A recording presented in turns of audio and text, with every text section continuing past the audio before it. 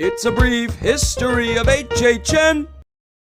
Part 32, paging Dr. Oddfellow. For this year at HHN, Universal exec said, "Hey, it's me! You haven't seen me in a hot second, have you? You know, we keep bringing Jack back to the event. Why don't we bring back his former employer this year?" And so this year we were introduced to the ringmaster himself, Dr. Oddfellow. Now, if you recall my HHN 10 video, you may recall something I said about Oddfellow. He said, "Hey man, I have priors. I can't have you around here." What I failed to mention is that those priors include harnessing the power of the Zodiac through dark occult magic. As screwed up as that is, unfortunately, that's kinda badass. You know what else is badass? Like our previous icon, the Pumpkin Lord, who only got to stay in one scare zone but could pull people from other scare zones, Oddfellow is in fact the inverse, making an appearance and even changing his form for every single scare zone. What the hell is that? Is that Oddfellow? Is it Chinese werewolf? Michael Jackson? I mean, it's fine, I just didn't expect him to be Chinese. Anyways, besides once again a whole bunch of extracurricular, oh my god, a scavenger hunt? Oh, that's interesting. We have a lot of ground to cover. Our icon house this year is Dr. Oddfellow's Twisted Origins in the Sprung Tents, where Oddfellow sets up his circus in the Midwest during the Dust Bowl, luring in travelers for his sick, twisted zodiac schemes, and even shoving in a certain somebody into a box.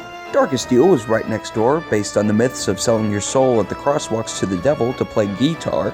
Yeti got a sequel house in 24 with Campground Kills. Shared a space with Dueling Dragons, Choose Thy Fate, based on everybody's favorite defunct Islands of Adventure ride. At the end of the house, the path diverged and you could choose one of the doors to see if your wizard won that night or not. It was kind of random and lackluster, to be honest. 23 became home to Blood Moon, Dark Offerings, where a bunch of people from the 1600s develop a craving for meat. As for licensed houses, 22 became home to, oh, that's a shame. 23 shared a space with Stranger Things 4.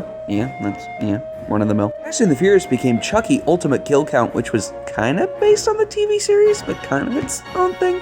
It was weird.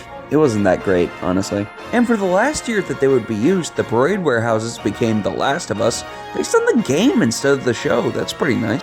And Universal Monsters Unmasked, where Jekyll and Hyde, the Phantom, the Hunchback, and the Invisible Man all hide amongst the French.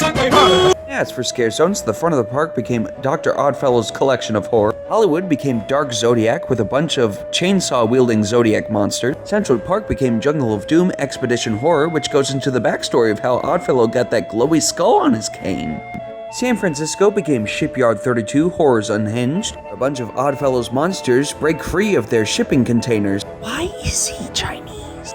And New York became Vamp 69 Summer of Blood, rounding out the Vamp trilogy. Nightmare Fuel evolved into a revenge dream this year. There was even a horde of roaming Mithrigans running around. And they started doing Death Eater encounters this year. And that was HHN 32.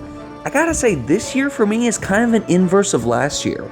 I really like the event icon in most of the scare zones, but the houses this year, personally, a little lackluster. Nothing too terrible, besides Chucky, I guess, I don't know. But overall, just kind of a good, not great year, personally. Well, it's still more cohesive than next year. But until we get to that, I hope you laughed, I hope you learned something. I'm Zach, and this has been A brief history of HHN.